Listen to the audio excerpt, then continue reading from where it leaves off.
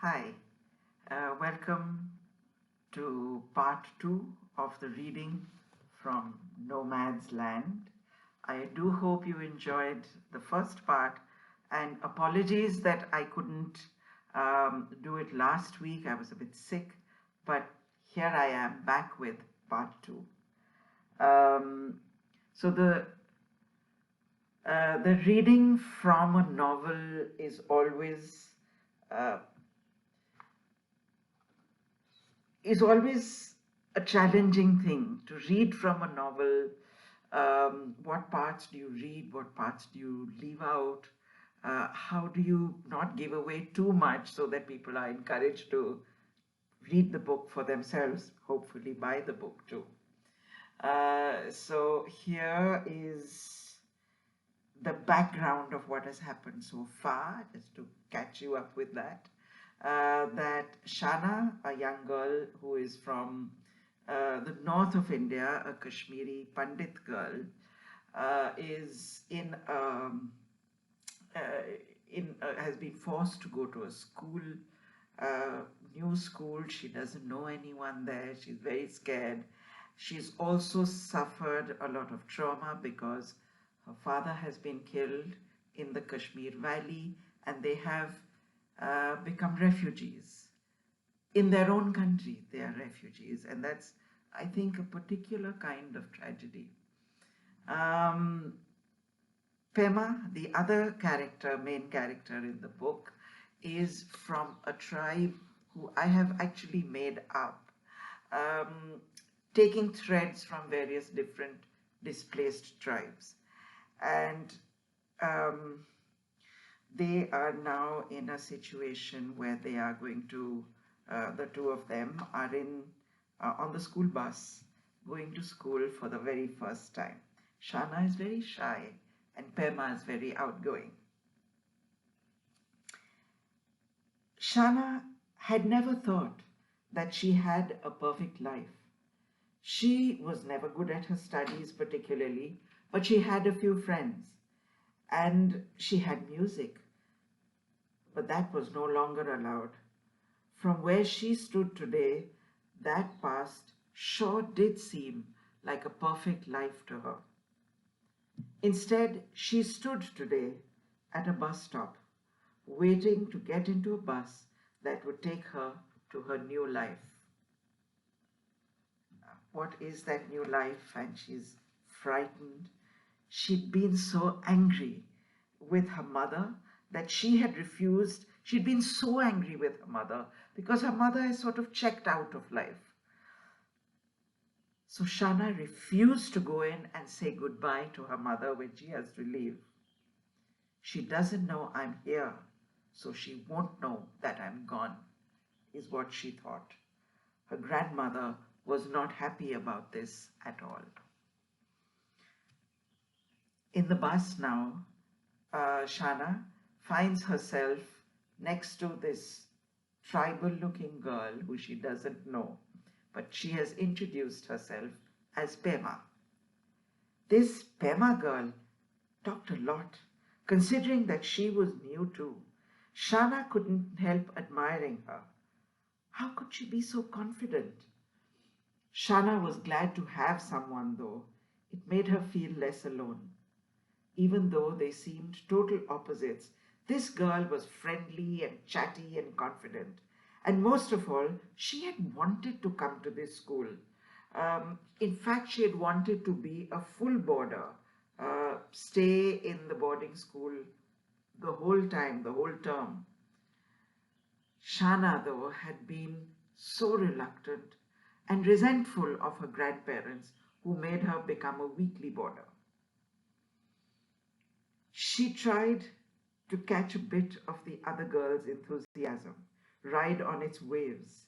At least the chatter helped dispel some of the gloom that had settled around her shoulders. It was as if her mother had wrapped a shawl of gloom tightly over her shoulders. Pema told her all about her family. Her father, who was understanding of things she got involved in, her mother, who never approved of anything, and her grandmother, who was more a friend. When Pema spoke about her own mother, Shana got confused because listening to it, she thought that Pema was talking about Shana's mother. It seemed as if they were one and the same person. Shana listened as Pema chattered on. She's stuck in the past. She only wants to eat and sleep and breathe the past, as though the present does not exist. Shana's, how do you know? Brought the bubbling brook of Pema's chatter to a grinding halt. Hey, she's my mother. Why shouldn't I know? Your mother? Almost shouted Shana. She wasn't a shouter. Oh, it sounded exactly like my mother, so I thought you were talking about my ummi. The two girls burst out laughing. Shana's laughter was a hand over the mouth, don't show your teeth kind of laughter. But Pema's laughter was a head thrown back, laugh from the pit of your stomach kind of laughter. Dude, we should get our moms to meet. Shana felt a thrill. She'd heard characters in American TV shows say dude and never thought that she would be sitting here being called dude by someone who was probably by now her friend. She giggled and shook her head. No, I don't think we should ever let them meet, ever. True that, said Pema. They would double each other's gloom. The silky hair moved like a sheet in the rhythm to the big nod, and Shana fingered her mousy brown hair. So, tell me about your dad. There was silence. Shana had never told anyone about her father, about her father's death.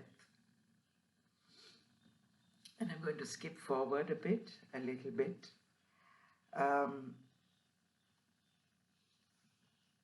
to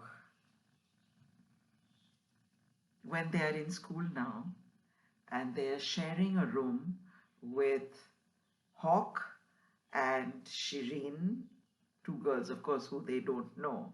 And Pema and Shana are also, each room has 4 beds. Shireen, though, had taken Pema under her wing and had said that she would introduce her to the kids around. So you don't have to worry about falling into the wrong crowd. She talked about the various dorms and everything. But when they were with the group of friends, Pema realized that no one asked her about her. No one asked how she had this unusual name, this unusual accent, or where she came from. Pema had been prepared to talk all about the mountain she came from, how her people were shepherds, and they had these wonderful dogs, and they were one with their livestock, and they didn't own land, but the land was theirs, and they belonged to the world, and how they had been driven out. But no one asked Pema, except one of them who touched her silky hair and asked her what conditioner she used. But when Pema started to tell her about the ancient oils and barks that were made into a mask for the hair, the other girl had turned away. So Pema slunk off in search of Shana, and no one realized she had gone.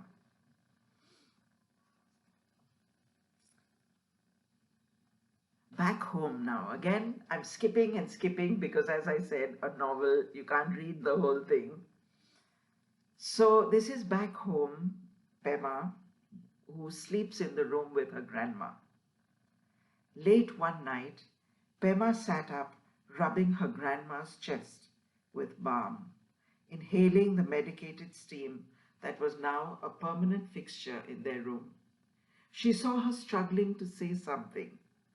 Grandma hugged her favorite child and whispered hoarsely, "I'm standing at the gate." But Who will help me cross? Pema panicked. She thought that her grandma, her frail old grandma, was losing her mind. You're not standing anywhere, silly. There's no gate. You're here in your room, in your home. Grandma looked around. Ah, this will never be really home for me. Child, my time has come. I'm standing at the gate. You've brought me all the way on the joyous laughter, but I need help to cross. Pema tried to distract her grandma. She didn't want to hear this. Pema, Grandma said, Mola said, pinning her with steel in her iron grip. Pema, now listen very, very carefully. My time is very near, but our people, we have our ways.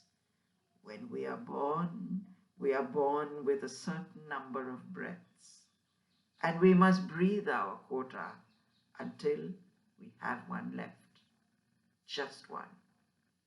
And then the spirits come to take us.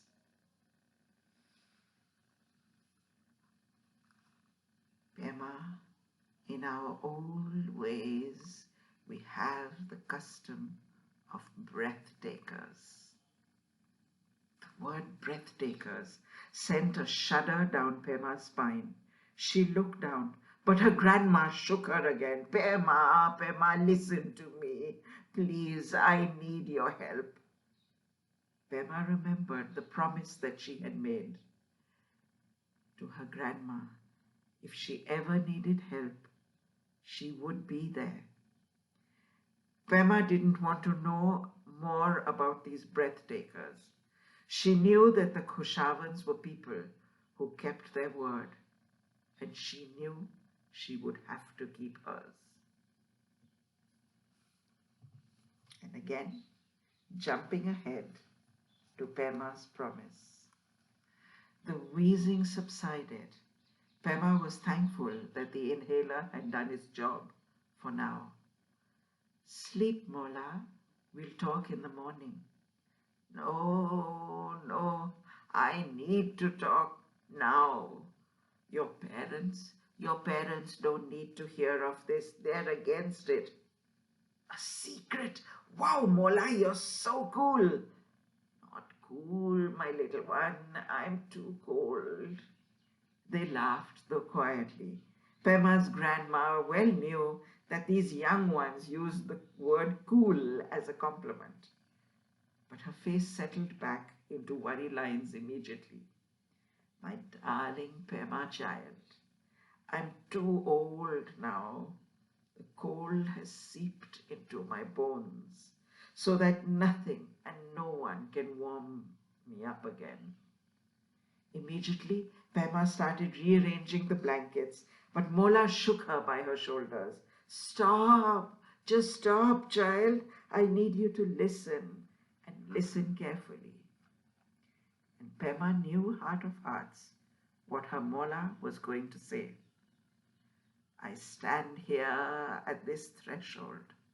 I've been waiting out my breaths, but the last one is still too far, too far. This old body can bear it no longer. Pema shivered, and not just from the cold hand that stroked her face. Pema, in our Khushavan way, it is breathtakers who come and wrap up your last breaths. They are gentle and kind and will only help you when they know your time has come. So what? They just go ahead and kill the person? Pema's voice was angry and trembling with tears. Oh, child, of course not. I would not put you through that. The breathtakers, they have special prayers. They have a beautiful yak tail whisk, which which they tap at your heart and then wind it. Tap, wind, tap, wind, until your breaths are delicately wrapped into a soft ball.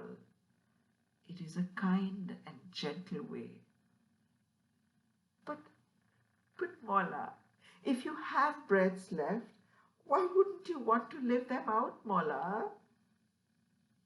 You call this living? You call this living? Mola pointed at her legs that wouldn't walk, at her hands that could no longer do anything useful, at her mouth which would no longer eat anything that she was fond of. Pema couldn't bear to see tears in those roomy eyes. What do you need me to do? Pema's voice was a whisper. Old Debek Dan, the only one who is almost as old as me. He knows about the Breathtakers. He can tell you where to find one. Bring me a Breathtaker. Release me from this life. Mola, that's suicide. It's not suicide, child. It's our way. They don't even touch your body. They simply wrap your breaths. Will you do this for me, my darling Pema? Pema promised she would think about it. She nodded and said she would think.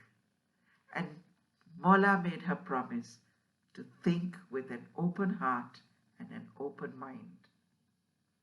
Her grandma started singing a soft song on letting go, on release, on surrender.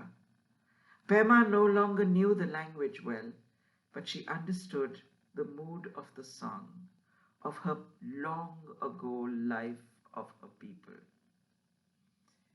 It lulled her to sleep, though she dreamt about the high plateau and giant dogs, and from out of the mist came a man carrying a yak-tail whisk. She awoke shivering, as though she had actually been up on the mountains, high up on the mountains.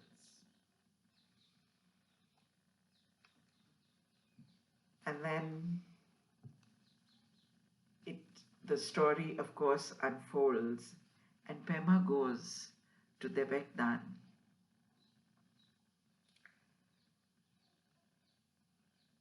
She bowed low and folded her hands, seeking his blessings. He raised his hands and wheezed out, "Thong kyo lai ma," the traditional blessing from an elder to a child. It simply meant, "May your path be blessed with laughter." Pema loved this blessing. She loved that the Kushaha, her people, for them, happiness and laughter were the main event.